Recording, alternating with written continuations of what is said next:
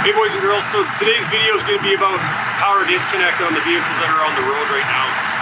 For us, electric technology is making huge strides. We're going to see more and more electric cars on the road, but we have a huge combination of all three.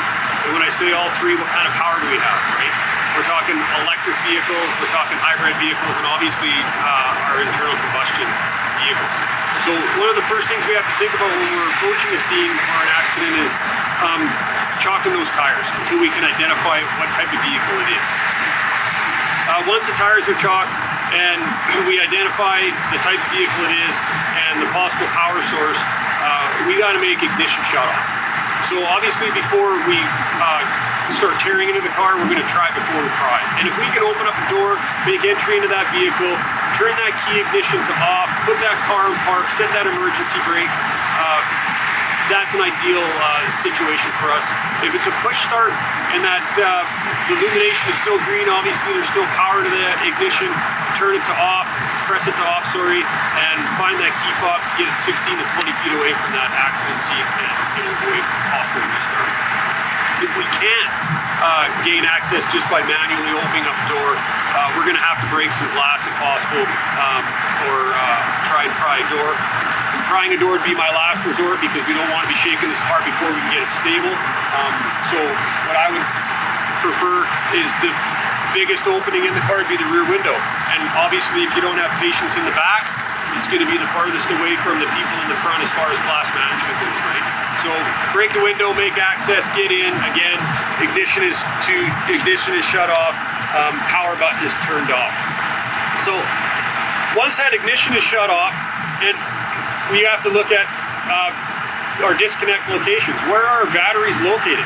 Most of our batteries are going to be located under the hood of the car with the engine, or they're going to be in the trunk. So can we access both? Absolutely. As far as electric vehicles go, where are those batteries?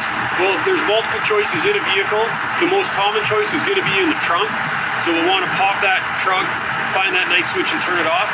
On a lot of vehicles now, they're underneath the passenger seat in the rear. So one of the good indicators that it's in the passenger seat in the rear is louvered vents along the footwell. So look for those louvered vents. You see those louvered vents, pop the louvered vents off. A lot of times you'll see that night switch behind one of those louvered vents. Give that a pull or a rotation and turn it off. I know the Tesla models right now, the whole floor pan of the car is the battery, so we have to be really careful when we start extricating that we don't damage that, force tools into that, so keep that in mind. When we go to cut our batteries, obviously we just want to cut what's into the battery. We don't want to be cutting any kind of high voltage lines, so anything that is red, anything that is orange, we want to avoid as far as high voltage coming off that battery. But if we want to do a battery disconnect off a 12-volt battery, we want to cut that negative battery first, 1-inch disconnect, and we want to cut the positive. If it's a minor fender bender and extrication isn't going to be happening, grab a wrench, take it off, and leave it connected as far as the line being connected. Communicate on those minor fender benders with your tow operators that the battery has been disconnected, and hand him the key to the car. If the vehicle can't be de-energized, how do we keep ourselves safe? It's as simple as not getting in between where you think there might be an airbag and that patient. Keep your hands out of there, keep your head out of there, keep your tools away from there. A lot of times if a vehicle's on its roof or a vehicle's on its side, we're not going to be able to make that battery disconnect.